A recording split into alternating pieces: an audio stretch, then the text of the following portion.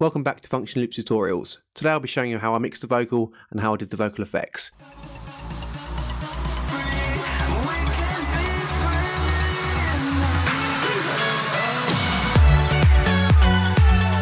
I'll quickly show you the lead vocal with and without the effects.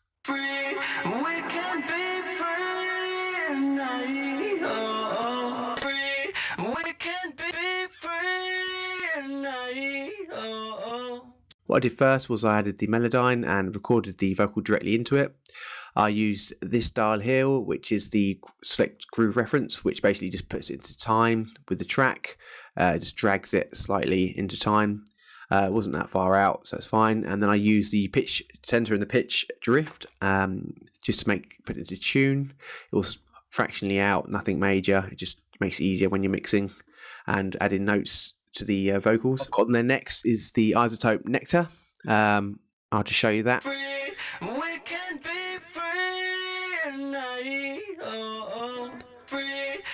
So what I've got on there is I've got the harmony, de-esser, compressor, effects and delay. So I'll start off with the harmonizer. I'll show you what that's doing.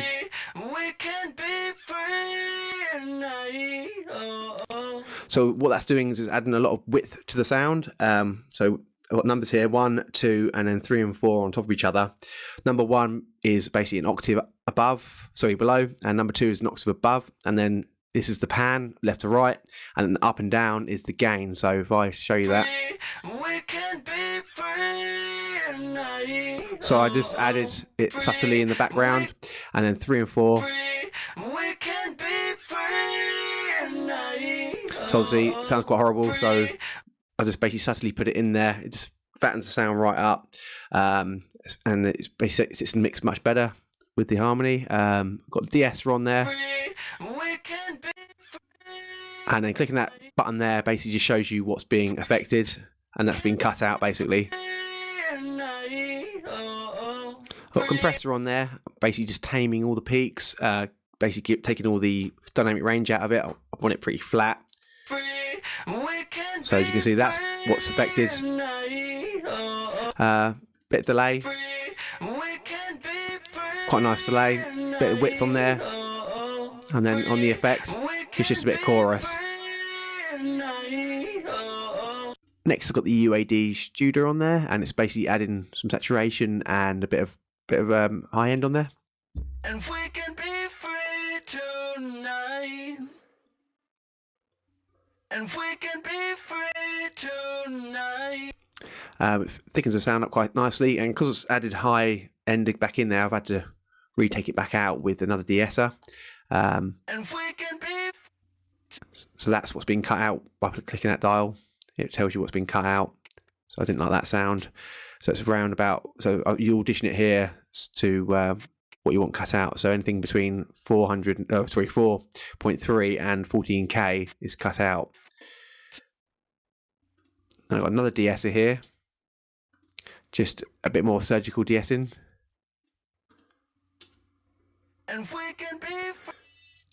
So that's what's been cut out. So I obviously found it a bit bright, so I decided to cut quite a lot of highs out. So I'll bypass all 3 of those. So yeah, it's not too bright anymore. I've got the UAD time cube. So another delay. So also it sends it left as well, which is quite nice. Got a nice delay this. So I've got the Pro Q2 on there next. Just cutting out some of the lows. Got problem frequency around 500. As you can, it's whistling away. Didn't want that. Around 3,500. It's quite bright and brittle up there. I didn't really like that, so cut that out. And then again, cutting the highs out. Didn't want those in there. Obviously found it too bright. And then some more surgical EQing. Yep, there's a horrible whistle there, which is constant. So I got rid of that. Don't want that in there. And again, another whistle. Just get rid of it. Don't want it in the mix. And then I got my favourite reverb, which is the Arts Acoustic Reverb. Adding a lot of depth to it. It's a really nice reverb. Next I've got the UAD Teletronics. And I use this on all my vocals, and what this does is it adds a bit of saturation, tiny bit, a bit of imaging, and basically it tames the whole vocals so that they're all at the same level all the way through. So it takes away all dynamic range. So you can get plugins that are called Vocal Riders, which basically does the same sort of thing, but I prefer this. You don't want it going all over the shot because it's harder to mix. I've got on there next the UAD inflator. So I'll just show you that. It's adding a bit of saturation, a bit of colour, and it's basically affecting the low end. This dial here does the curve. So the -50 is the low end and +50 is the top end. But what I've done here is I've added 2 decibels to it, but I haven't taken any away. What I would suggest you do is always match the gain, the input to the output. So if you add anything onto your track, so it sounds better with it on because it's louder. So what I suggest is dial it back till there's no difference in the volume, and then bypass it, and you can actually hear what it's doing, because sometimes it can make it sound horrible. You could have too much high or too much low, but it sounds nicer because it's louder. So always sort of match the volume with the input and the output, and then you can actually hear what the actual plugins do into the sound. So it's quite subtle, but it's a bit of coloration. And the last plugin I have on there is a gate. Because I've added so much sort of distortion and coloration to it, it's actually just, I can just hear a faint white noise all the way through the track. So what I've done is put a gate on there, and then basically it's just getting rid of it. So you might be able to hear it, you might not. Yeah, so so you might be able to hear that. So just cutting out that sort of white noise in the background. What I'll do now is I'll quickly show you all the saturation plugins and like the thickeners that I've added onto the track, and I'll bypass them in the mix so you can actually hear the difference.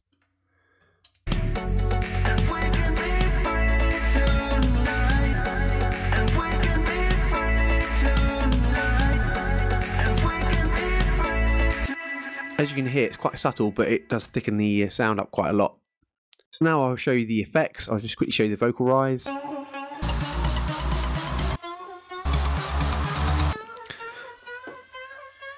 So what I did with that was I got the original sound and added the VPS delay on it. And the delay is a 1/4, which is basically the same as a kick drum being played, same speed as a dance kick drum. And then ping pong delay, so it sends it left and right. Bit crashing on there, and quite a lot of feedback. That's how it makes it sort of keep playing over and over and over. So it keeps going and going. So the dial feedback back, it sort of goes. So I just basically use that as a loop. Bounce it down, and then basically just added the waves pitch shifter on there, so the sound shifter, and then just raised it up. So I'll just quickly show you that. And that's all I did for that. I did for the sort of held vocal part, which sounds a bit like this. Is same principle as before. Using the VPS delay, and just used a different section.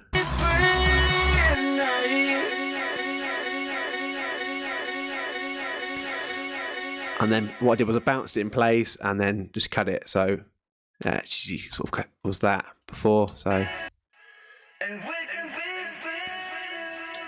then just looped it across.